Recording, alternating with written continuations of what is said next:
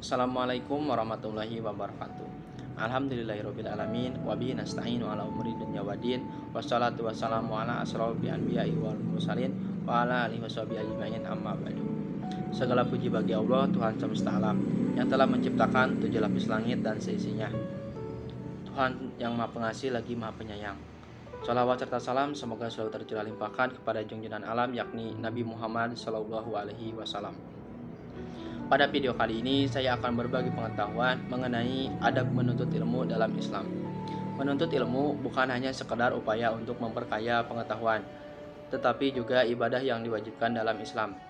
Sebab agama Islam sendiri dibangun atas dasar ilmu. Ini tercermin dari ayat pertama Al-Quran yang dengan diawali kata Iqra atau bacalah. Membaca di sini dapat diartikan sebagai usaha untuk memperkaya pengetahuan melalui sumber rujukan yang jelas. Kewajiban menuntut ilmu tertuang dalam hadis riwayat Ibnu Majah yang berbunyi, menuntut ilmu itu wajib atas setiap muslim. Allah Subhanahu wa taala mewajibkan umatnya untuk melakukan sesuatu bukan tanpa alasan. Ada hikmah di balik setiap tindakan yang diperintahkan.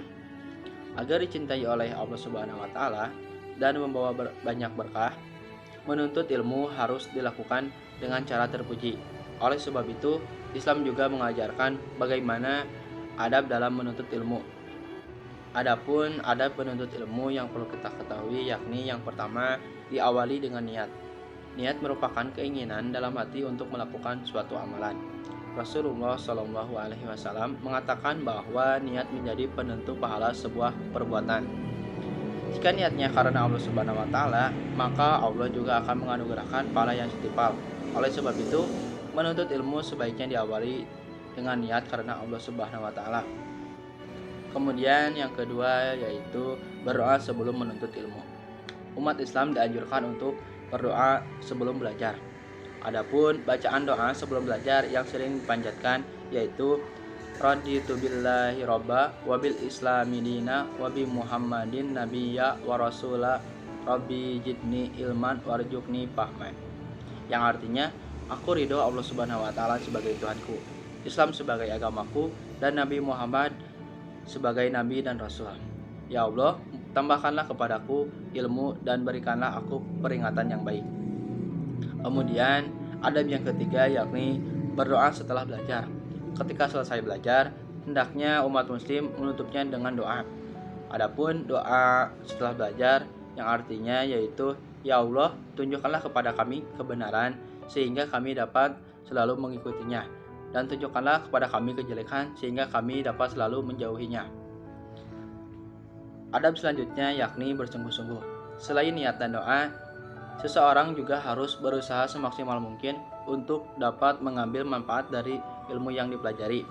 Rasulullah Shallallahu Alaihi Wasallam bersabda bahwa usaha terbaik ihsan akan mendapat hasil yang baik pula. Kemudian adab yang terakhir yakni tawadu. Tawadu artinya rendah hati, tidak sombong dan tidak angkuh. Seseorang hendaknya tidak sombong ketika sudah merasa mendapat banyak ilmu. Khalifah Umar bin Khattab berkata, terdapat 3 tahapan ketika seseorang menuntut ilmu. Ilmu itu ada 3 tahapan. Jika seseorang memasuki tahapan pertama, ia akan sombong. Jika ia memasuki tahapan kedua, ia akan tawadu.